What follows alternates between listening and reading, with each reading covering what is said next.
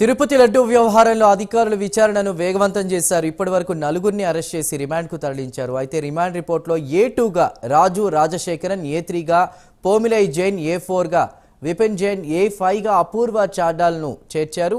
అయితే A1 ఎవరనే దానిపై మాత్రం ఇప్పటివరకు క్లారిటీ రాలేదు. ఈ కేసులో A1గా టీటీడీలో గతంలో పనిచేసిన కీలక అధికారుల్లో ఒకరు కానీ లేదా టీటీడీ బోర్డులో పనిచేసిన కీలక వ్యక్తి కానీ ఉండొచ్చని తెలుస్తోంది.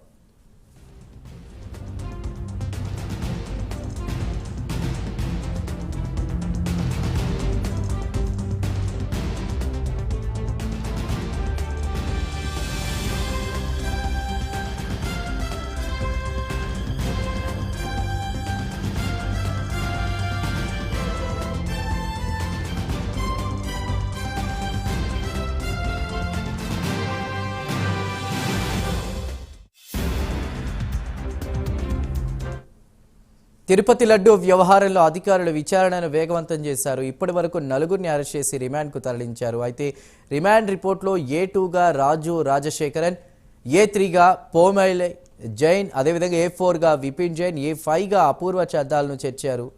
A1 ఎవరనే దానిపై మాత్రం ఇప్పటివరకు క్లారిటీ ఇవ్వలేదు. ఈ కేసులో A1గా టీటీడీలో గతంలో పనిచేసిన కీలక అధికారుల్లో ఒకరు కానీ లేదా టీటీడీ బోర్డులో పనిచేసిన కీలక వ్యక్తి కానీ ఉండొచ్చని తెలుస్తోంది.